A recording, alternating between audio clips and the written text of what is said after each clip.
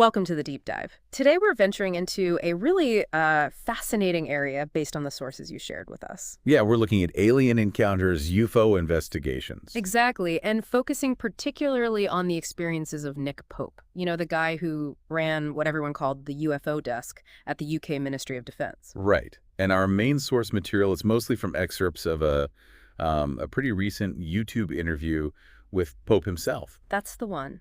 So our mission for this deep dive is, well, to pull out the key insights, maybe some surprising facts about these fringe encounters, government probes, and just the whole enduring mystery of the UFO phenomenon. And we want to do it in a way that gets you the information quickly but thoroughly. A mix of the big picture and those little details that stick with you. Okay, let's get into it. Nick Pope, he was at this mod UFO desk, though it wasn't really a desk, was it? From 1991 to 1994. Not really a big operation, no. He described it as basically just him plus some admin support. What's him? Wow. Well, but the important thing was they had access.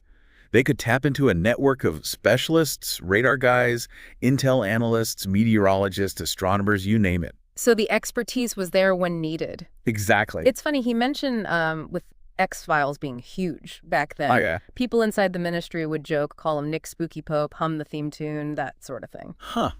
I can imagine.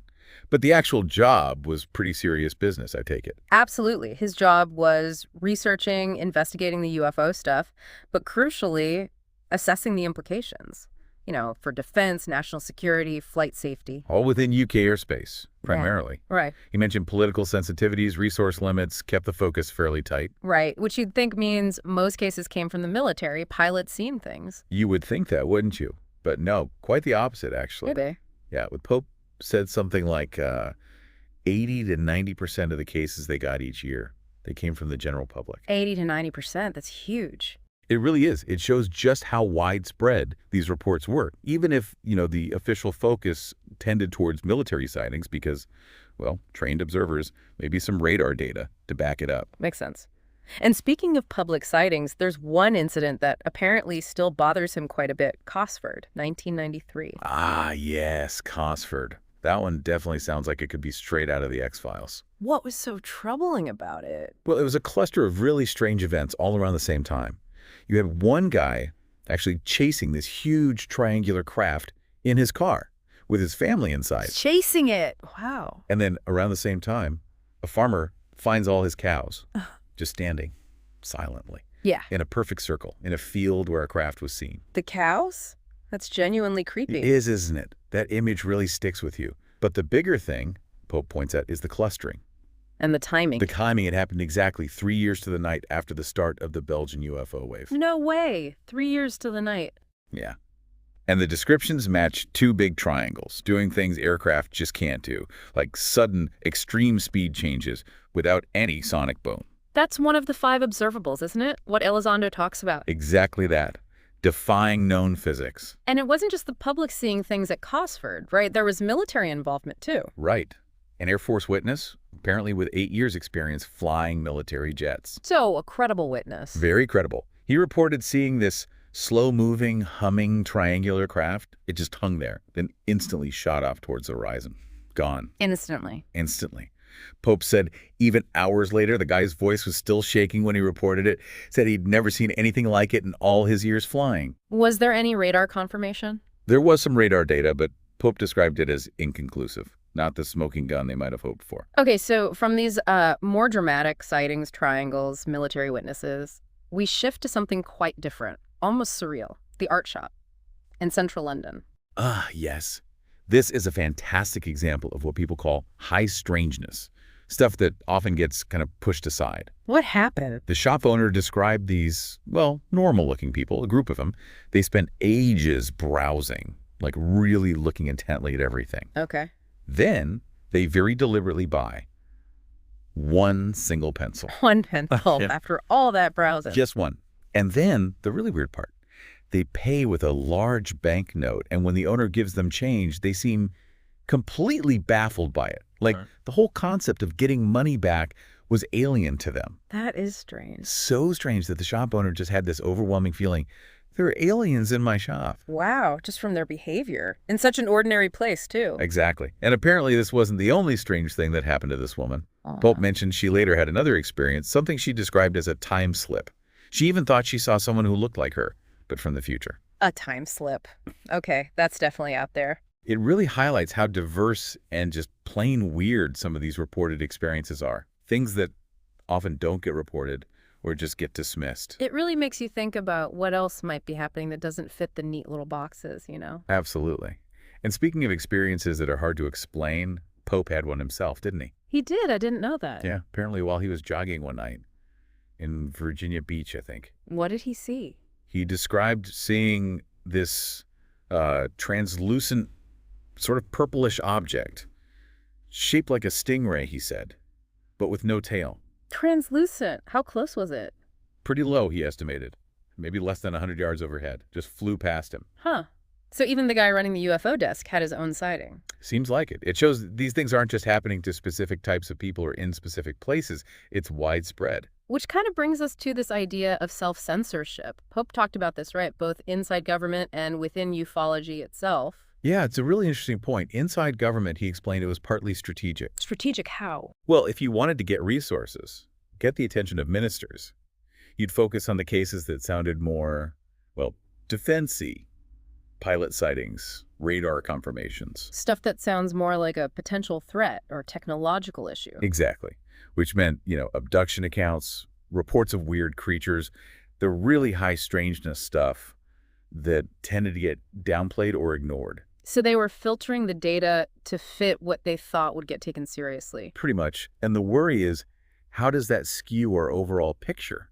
We might be missing crucial parts of the phenomenon because they don't fit the preferred narrative. And this filtering happens even within the UFO research community, too. Yeah, Pope suggests it does. There's often a tendency to focus on the more, let's say, conventional narratives, the grays, the structured abduction scenarios. Like the work of Hopkins, Mack, Jacobs, the big three he mentioned. Right. And while their work is important, Pope kind of hinted that even that might not capture the full bizarre spectrum of what people report.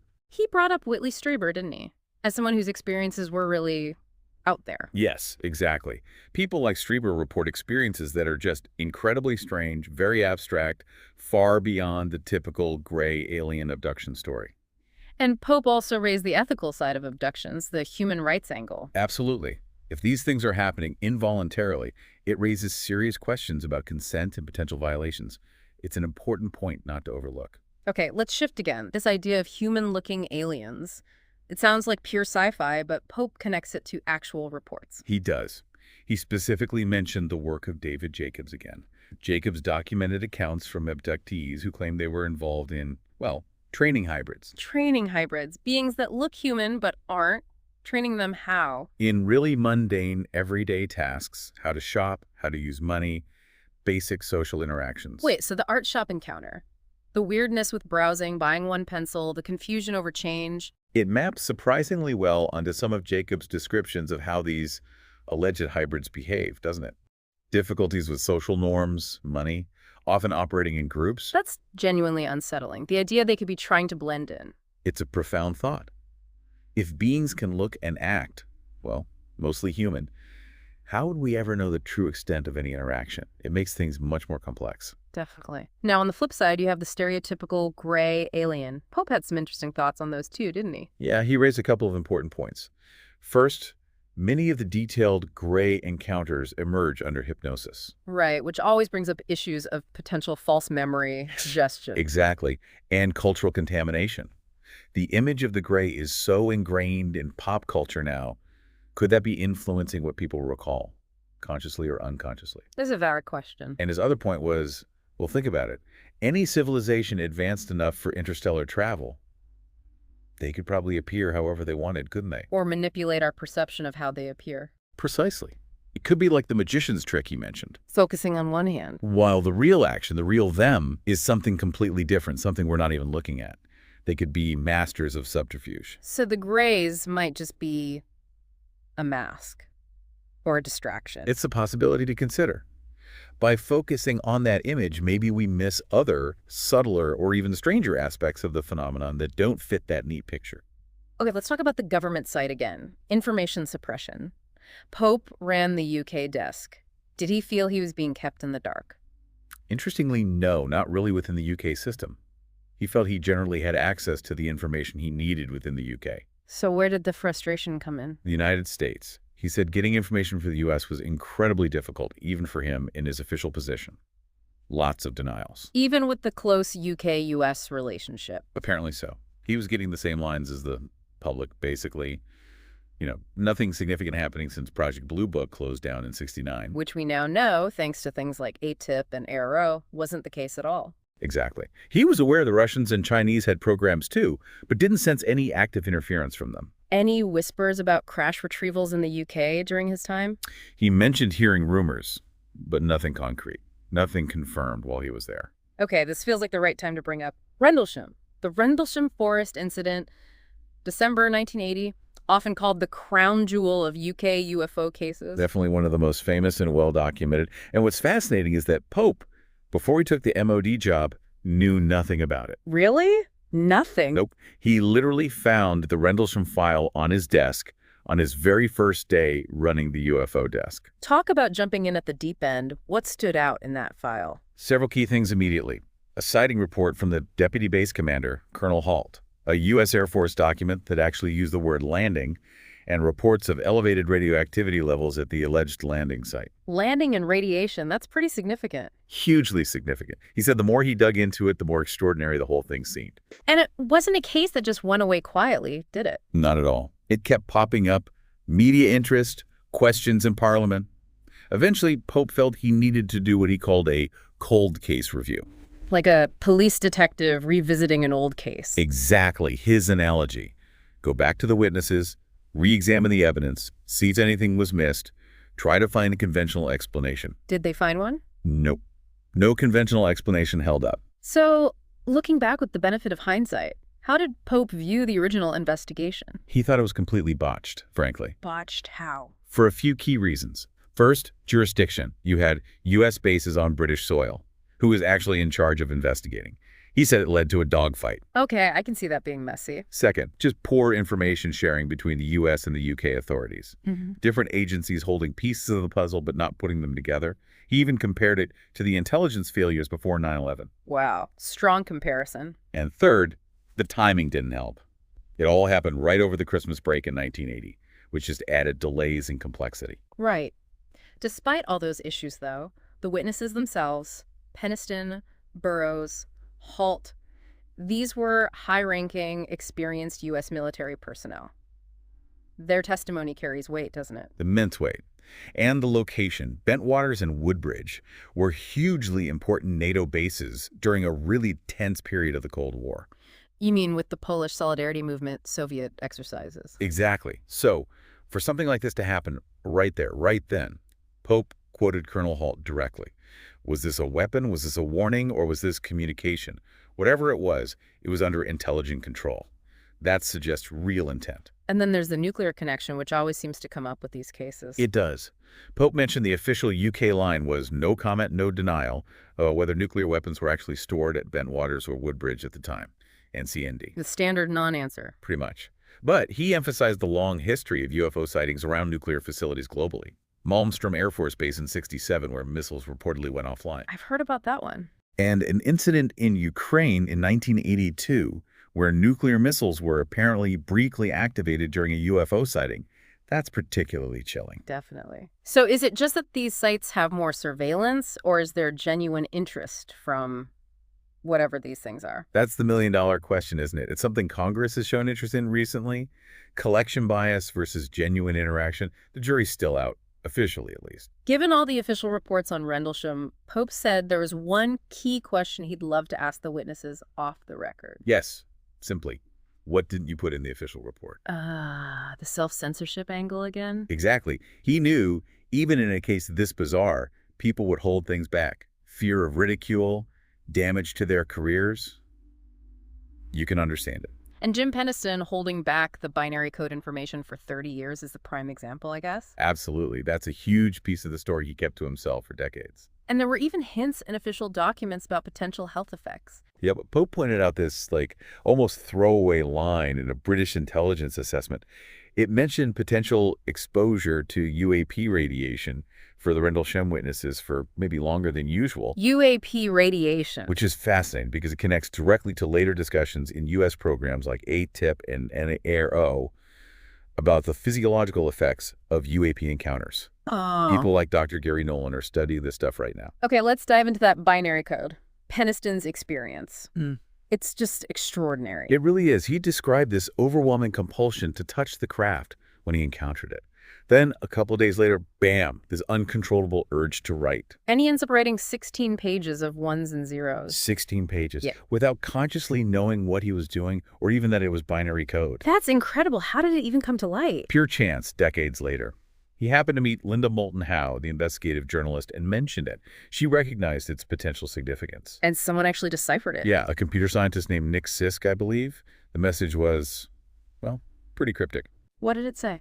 Something like, exploration of humanity continuous for planetary advance. Eyes of your eyes, origin year 8100. Followed by geographical coordinates. Coordinates of what? Ancient sacred sites around the globe. Places like the pyramids, Nazca Line, Sedona. Okay, wait. A message seemingly from the future given through binary code pointing to ancient sites? That's a lot to unpack. It's absolutely mind-bending. The apparent deliberateness, the content. And Pope made this fascinating connection to a theoretical physicist, Ronald Mallet. Mallet, what's his work? He works on time travel theories. And one of his ideas is that you could potentially send binary messages back through time using the spin states of subatomic particles. So a theoretical physics concept that mirrors Peniston's experience. Did Mallet know about Rendlesham? Apparently not. The work seems independent, which makes the parallel even more intriguing, doesn't it? It really does. Just the physical act of writing 16 pages of coherent code unconsciously. It's staggering. And Pope contrasted it with other, maybe more common, reported telepathic messages people claim to receive. You mean the ones like, stop polluting or beware nuclear war? Exactly. Often quite cliched messages. Pope questioned their actual utility for the person receiving them. Which brings us back to that magician's trick idea. Could those messages be the distraction? Maybe. Or perhaps some kind of psychological screening. Or even a way to make the person feel okay about whatever procedure's happening. We just don't know. This theme of deception keeps coming up, doesn't it? In the investigations, maybe in the phenomenon itself, Pope's cosmic joker analogy. Yeah, it suggests this element of trickery, maybe even absurdity, like the art shop encounter. It's almost ludicrous. It feels less like straightforward contact and more like something else. If they have the technology to be stealthy, why show themselves at all, especially in these weird ways? That's the key question. It implies purpose, doesn't it? Deliberateness. It makes you think about David Grush's comments about some recovered craft potentially being gifts or donations. Gifts? From who and why? It gets very strange very quickly. It does. Pope even mentioned Isaac Asimov's The End of Eternity, thinking about time travel paradoxes and information loops. It really opens up some deep philosophical questions. What's your take on that? If they are demonstrating themselves, what could the purpose possibly be? That's the core mystery, isn't it? Communication, a warning, just observation, or something we can't even conceive of. Okay, let's move to another major visual case. Calvine, Scotland. The diamond-shaped craft photos. Ah, yes, the Calvine photos. Pope was involved in the program documentary that really brought this back into the spotlight recently. Right, where Craig Lindsay, the former RAF press officer, came forward with what he claimed was an original print. Exactly. Now, Pope couldn't officially authenticate that specific photo because the MOD still holds the originals and negatives under lock and key. But he did confirm that when he was at the MOD, they absolutely had 6 original photos and the negatives from the Calvine incident. They even had a huge poster-sized blow-up of one of them on their office wall. A poster on the wall. Yeah. Of an unexplained craft. Yeah. He said the CGI recreation done for the documentary looked very much like the image Lindsay produced and like the one they had on their wall. And what did the official analysis say back then? That's the crucial part. The analysis was done by Jarek the Kate, the Joint Air Reconnaissance and Intelligence Center. Highly skilled photo analysts. And their conclusion? Unequivocal. They concluded the photos showed a real, solid, structured craft, roughly 75 feet across, and critically, no conventional explanation. So they ruled out things like reflections, atmospheric phenomena, secret aircraft. They looked at all that. Remember, they had multiple images, negatives. They dismissed all conventional explanations. Pope himself rated the clarity of the best Calvine photo as a 10 out of 10. A perfect 10. That's impressive. And the fact there were daylight photos with the ground visible was key. For triangulation, right, to figure out size and distance. Exactly. It provides scale and context that you just don't get with a light in the night sky. Much more reliable data. Any word on the pilot who supposedly intercepted it? Pope couldn't comment on that. Still bound by the Official Secrets Act regarding personnel details. Understood. Now, something even more shadowy. Men in Black. Did Pope encounter stories like that? Witnesses being visited before the official investigation? Yes, he confirmed those stories did occasionally surface. Witnesses would sometimes mention visits from mysterious individuals prior to the MOD getting involved. Were these always in the big, dramatic cases? Interestingly, no. Sometimes these alleged visits happened even in seemingly minor light-in-the-sky cases, which is odd in itself. What were these figures like, according to the witnesses? Typically described as, well, government-looking types, dark suits. In the UK, they apparently usually had British accents, just slightly off. It does make you wonder what else might be going on beneath the surface, doesn't it? It really does. And Pope dropped a bit of a bombshell. His own team sometimes acted like Men in Black. Well, sort of. He revealed that they would discreetly attend UFO conferences undercover. MOD officials at UFO conferences. To gather information, basically. See what people were saying, what theories were circulating, maybe pick up on unreported sightings. How did they avoid blowing their cover? Strict protocols. Right. Act natural. Don't ask too many leading questions. Don't draw attention. Absolutely do not reveal who you work for. He confirmed this still happens. Government folks attend events like Contact in the Desert just to listen in. Can I saw them now? He said sometimes, yeah. Based on their behavior, the way they talk, the questions they don't ask, he can sometimes get a sense of who might be playing that role. Fascinating. Okay, let's talk about Pope's own journey. Making that shift from working inside the classified world of the MOD to becoming a public figure in ufology. That's quite a leap. It is. He described it as moving out of the shadows and into the spotlight. For 21 years at the MOD, he couldn't talk about most of his work. He mentioned counterterrorism as another area he worked in, for instance. Highly classified stuff. So why speak out about UAPs specifically? He simply felt the phenomenon was too important to ignore, too significant to remain silent about once he was able. Even after he moved to a different non-UFO role within the MOD, he stayed involved behind the scenes. And then the MOD started declassifying files. Exactly. That opened the door for him to speak more freely. He started writing books, appearing on news shows like the BBC. Then he took early retirement in 2006 to focus entirely on private research and media work. And moved to the U.S. eventually. Yeah, in 2012, which led to him getting involved with shows like Ancient Aliens, partly because his government background gave him a unique perspective and credibility. Did he ever get in trouble with the MOD for talking? Any reprimands? Apparently not.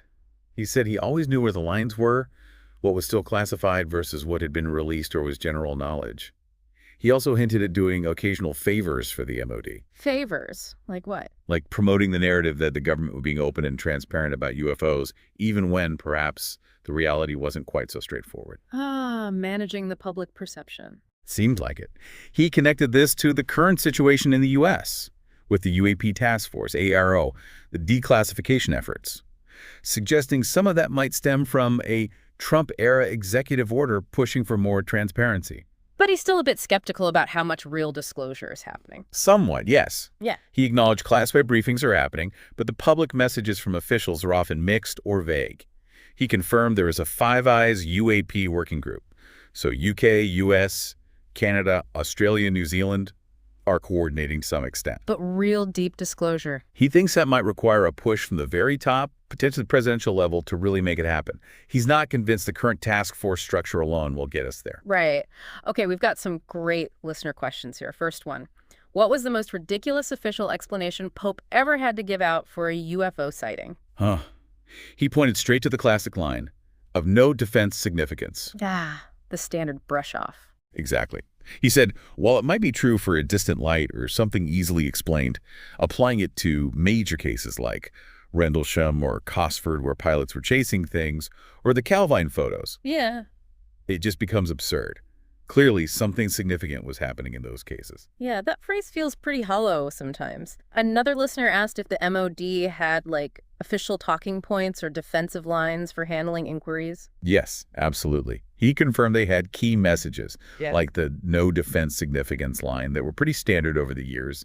And they also had specific defensive lines to take if pressed. If pressed, meaning only use them if a journalist was really persistent. Precisely. These were usually just concise bullet points designed to fit on one page for quick reference if needed. Damage control, essentially. Makes sense. Now, this is a really interesting one. Someone asked about his science fiction novels, Operation Thunderchild and Operation Lightning Strike. How much real UAP info did he put in them? Apparently quite a lot. So much, in fact, that the sci-fi novels... His fiction. Yes. His fiction and his nonfiction book about Rendlesham, co-authored with Peniston and Burroughs, all had to go through official security vetting. Security vetting for sci-fi novels. By the MOD. By the UK MOD, yes. And the Rendlesham book also had to be vetted by DOSA, the Defense Office of Security Assistance in the U.S., because it involved U.S. personnel and locations. Wow. Did they make him change anything? He said there were some minor redactions requested in both the sci-fi and some of his counterterrorism books.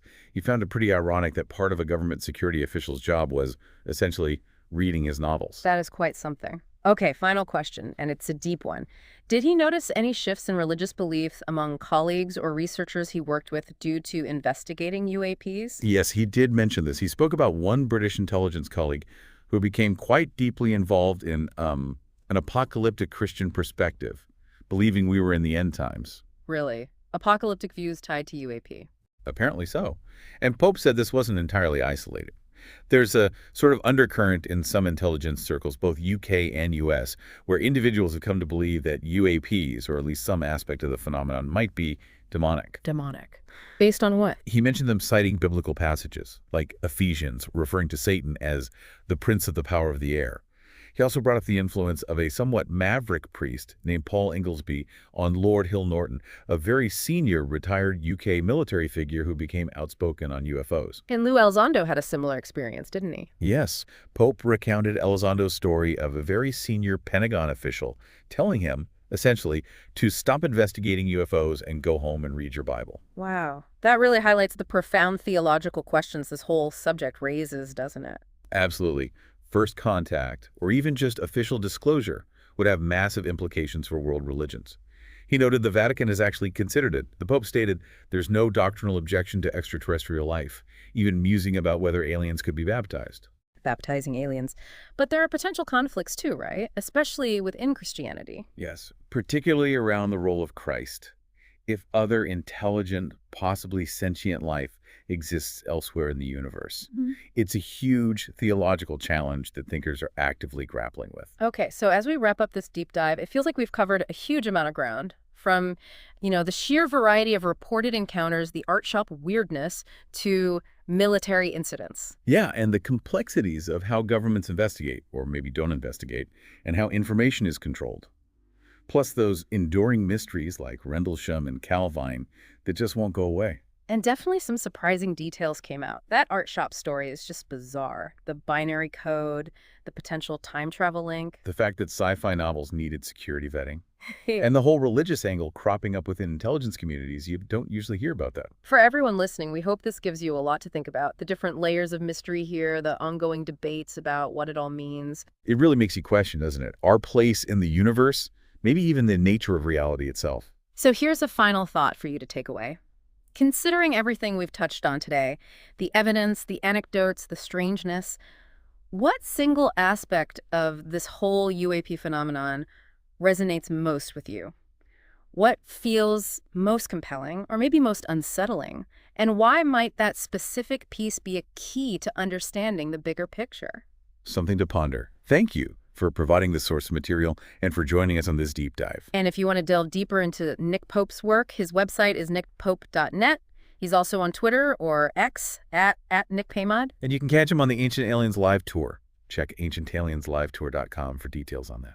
Plus, as we mentioned, both of us will actually be speaking at the Contact in the Desert conference soon. You can find all the info for that at contactinthedesert.com. Thanks again for diving deep with us today.